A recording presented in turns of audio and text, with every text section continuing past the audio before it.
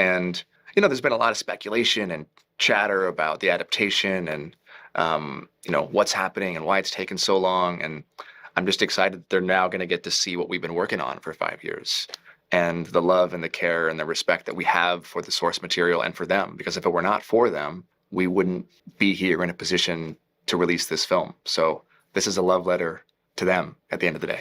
But directing is a very complicated job. You have to hold the entire vision of the movie in your head and then find ways to communicate it and get everybody on the same page. And then acting is its own animal. Acting, especially with a role like Ryle, with complex, deeply painful, disturbed man, it's very hard. And there were many times, throughout the course of the movie where it was challenging. And as a director, it's my job to navigate all the personalities and to figure out how to get us all in the same direction. And yet those challenges are also beautiful. And we work together to create this beautiful piece of art. And I'm proud of it.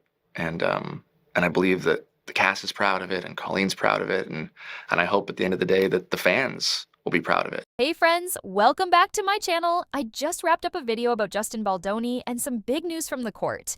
They refused to stay the discovery for Leslie Sloan, which is a major development. The judge even pointed to a key case while making the decision, saying, "I'm denying your request.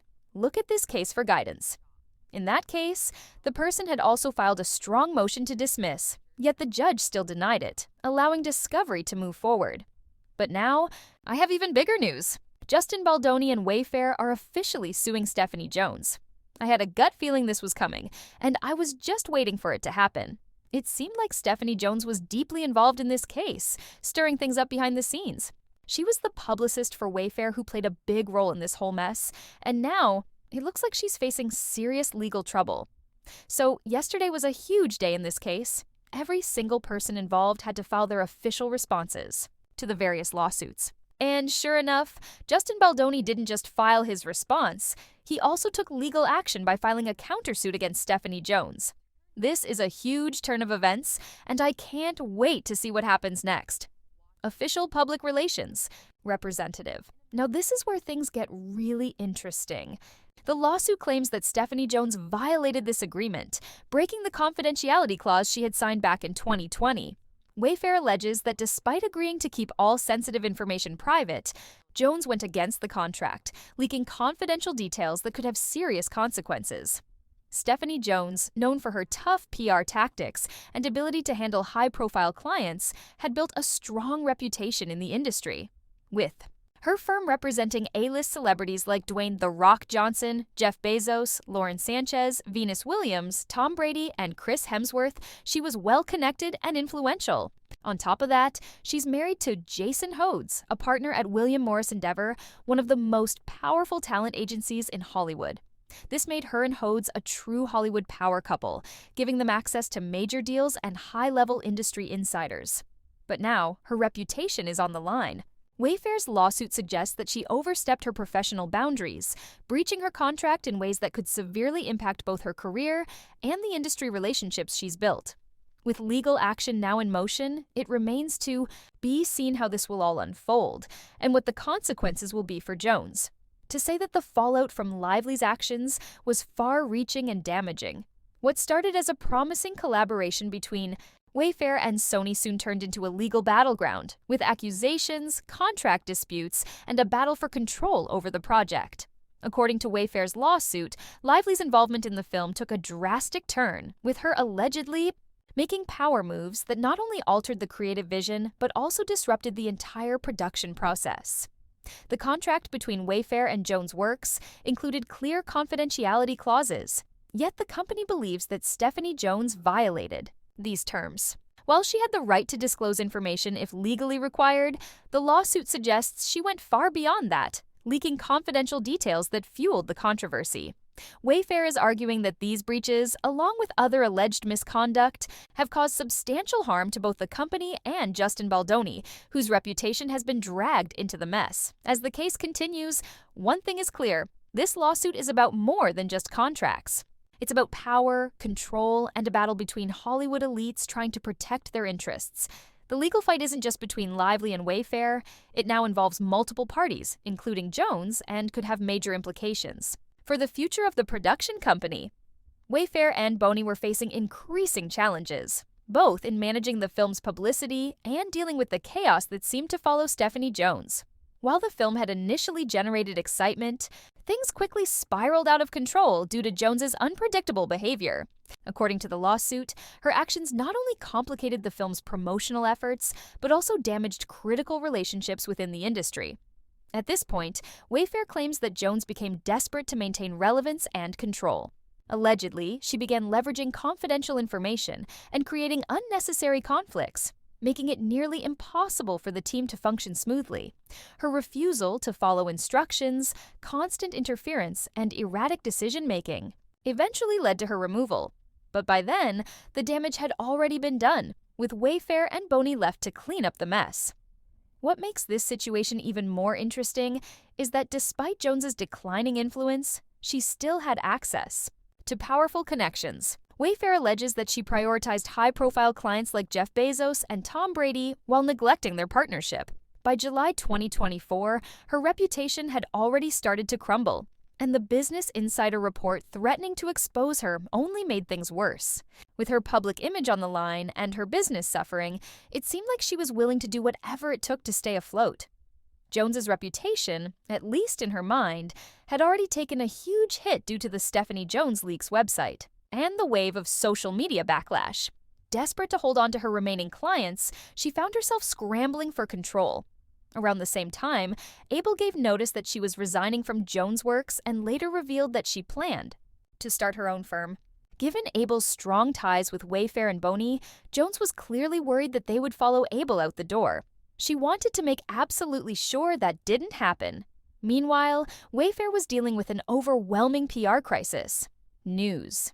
Stories started circulating, hinting at possible conflict between Lively and Boni, mainly fueled by the fact that the cast had unfollowed Boni on social media just as the film's premiere was approaching. Sensing trouble, Jones jumped back into action, joining meetings, calls, and written discussions in an effort to re-establish her authority over the account and prove her dedication to Wayfair. When Boni and Wayfair asked Abel to suggest a crisis management expert, Abel consulted Jones, but Jones had no viable solutions. So Abel took the initiative and recommended Melissa Nathan, a highly respected crisis expert she had worked with. Before, the decision to bring in Nathan became even more urgent when Lively insisted that Boni should be banned from the premiere and threatened to exclude him from the press junket with the rest of the cast. Wayfair knew the optics would be terrible and needed to be prepared for any fallout. In her first session with Nathan, Abel learned from her media contacts that a damaging story was already being shopped around to multiple outlets. The article painted Boni's religion as a cult and falsely accused him of fat-shaming Lively after, privately asking her trainer about her weight due to his history of severe back pain. Even though Abel was confident Nathan was the best choice, she knew Jones would be furious. Jones had always seen Nathan as a direct competitor and had spent years bad-mouthing her, even to Nathan's own clients. Knowing how sensitive the situation was, Abel told the Wayfair team to stay open to other options and make a final decision after meeting with Nathan themselves. Jones knew there would be backlash, but she was determined to fight against it.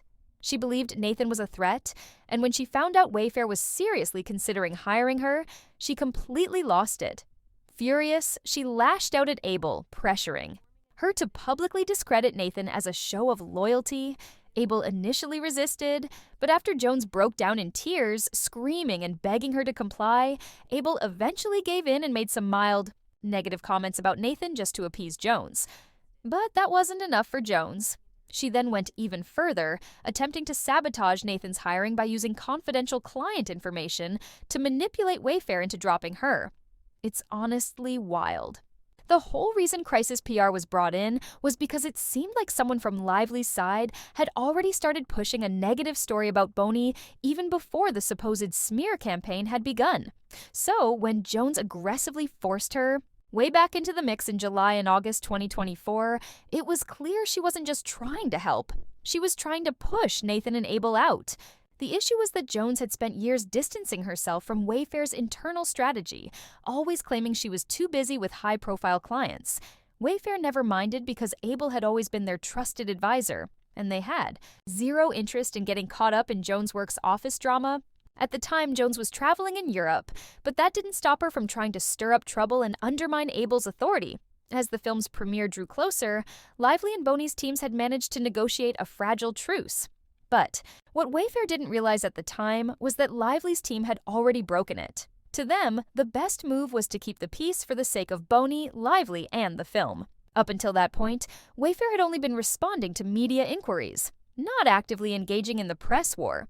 But on August 8th, in a desperate bid to reclaim control, Jones contacted a Daily Mail reporter about an article they had published on Boney and Lively. This move was a direct violation of Abel's clear instructions on behalf of Wayfair, which had agreed to keep communication with the press on lockdown. Despite this, Jones bragged to Wayfair about her ongoing talks with Daily Mail, trying to make herself seem like she was still relevant in handling the account. The fallout was immediate. Nathan and Abel were left scrambling to control the damage. Sloan and Sony quickly found out that someone from Bonnie's camp had been leaking negative information to the media, and it didn't take long to figure out it was Jones. Wayfair's leadership was absolutely furious, and Sony wasn't any happier. All parties involved were desperate to avoid an all-out war between Lively and Boney right before the movie's release, but Jones's reckless and unauthorized actions made it far more likely. In response, Wayfair issued an immediate directive. Jones was to halt all work on their behalf. From that moment on, Abel, Nathan, and another Los Angeles-based Jones Works employee, Matthew Mitchell, would handle everything moving forward. After this, Nathan started hearing from multiple journalists that Sloan was actively planting negative stories about Boney. The assumption was that Boney's team had broken the truce, which sent Sony executives into a panic. They began reaching out to Wayfair, urgently seeking clarification on what was happening. Meanwhile, Jones, terrified of being blamed for the situation, absolutely refused to be singled out. She became obsessed with making sure no one thought she was responsible. Insisting that she had nothing to do with the negative stories about Lively, she demanded to contact Sony and Lively's PR teams to clear her name. Heath immediately warned her not to, but Jones wasn't about to take orders. She snapped back, saying she could do whatever she wanted and that Wayfair had no power to stop her from making calls. Desperate to repair her reputation with Sony and Lively, Jones took things a step further. She emailed several high-ranking Sony executives involved with the film, claiming she was in Europe with her husband, Jason Hodes. But instead of taking responsibility, she threw her entire team under the bus, blaming them for everything. Her reckless attempt to save face, she completely shattered her already fragile relationship with Wayfair and Boney. Although she eventually agreed to step aside, the damage was done. Wayfair and Boney had lost every bit of trust they had in her. It was clear she had only parachuted in for her own self-interest, nearly wrecking the fragile truce with Lively's team in the process. And when she was told to stop, she lashed out, proving once again that she thrived on drama. But she didn't stop there. She became relentless, sending out email after email, pitching ideas, and giving unsolicited advice on what Wayfair and Boney should do next. If you followed similar lawsuits, you've seen this strategy before. She was bombarding them with suggestions to flood the media with positive narratives, counteract the bad press, and push out alternative stories. She was acting as if she was still in control, as if she was the crisis manager. To make herself look more involved, she even started forwarding emails with lists of strategies and different messaging angles, trying to convince them she had the best plan. Journalists kept reaching out to Jones for comments, but Jamie repeatedly told her to stop interfering. He assured her that everything was under control and they didn't need her help, but despite being told to back off, Jones refused to listen. For an entire week, this back and forth continued. Then, on the 21st, a shocking development unfolded. Jones Works abruptly fired Jennifer Abel. Not only that, but they threatened her, seized her phone, and escorted her out of the Los Angeles office. The situation was escalating fast, and Wayfair's CEO immediately reached out to Jones, deeply alarmed by what had happened. Instead of addressing his concerns, Jones completely brushed him off. She pointed out that Wayfair had an exclusive contract with Jones Works, implying that she still had control over the situation. That same day, Jones sent a lengthy email, which had been discussed before, but the final line stood out. She emphasized that Wayfair was under contract with Jones Works until May 2025, and that since they had hired a crisis PR firm to manage all crisis-related issues, they should let that team handle things. However, just hours after firing Abel, And taking her phone, Jones did something shocking. She went through Abel's phone and shared highly confidential information about Wayfair and Baldoni with Leslie Sloan, Blake Lively's publicist. And based on available information, she didn't stop there. Jones is also believed to have leaked this sensitive information to multiple third parties without any legal authorization, subpoena, or court order. To make matters worse, that same day, Sloan contacted Nathan, casually mentioning that she had seen private text messages about Lively. There was only one way she could have accessed those texts, through Abel's seized phone. Sloan even gloated about the situation, warning Nathan that she should expect to be sued. This entire situation was unbelievable. Jones had blatantly violated confidentiality agreements, handing over sensitive text messages within hours of obtaining them, without any legal justification. It was a reckless and calculated move. And honestly, what kind of leader does this? A team is supposed to support and protect their clients, not actively work against them just because they don't want to continue working together. If this is how Jones conducts business, any client under her management should seriously be concerned. This isn't just unprofessional, it's downright dangerous. Jones had a duty to protect confidential information, especially since she was under contract and being paid $20,000 a month. Yet, as September approached, Wayfair and Baldoni, alongside Abel and Nathan, kept pushing forward, working tirelessly to promote the film, manage crises, and ensure everything reached the finish line. Meanwhile, Jones was stewing in jealousy over Abel's growing influence and resenting both Baldoni and Wayfair for no longer trusting her. Unable to handle being sidelined, she allegedly reached out, without being asked, to Lively's team. It is believed she handed them what she thought was ammunition against Wayfair, Baldoni, Abel, and Nathan. She reportedly provided them with piles of Abel's private communications, which, with some careful manipulation, could be twisted and taken out of context to paint a false and damaging picture of them. And let's be real, these are PR professionals. They know exactly how to shape a narrative and destroy someone's reputation.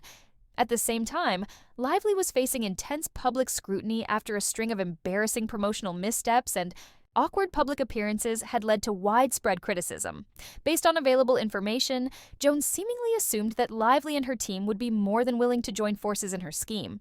By handing over these sensitive materials, Jones was well aware that the fallout wouldn't just hit Abel and Nathan, it would also create a PR disaster for her own active clients, Wayfair and Baldoni. That's right, she was sabotaging the very people who were still paying her.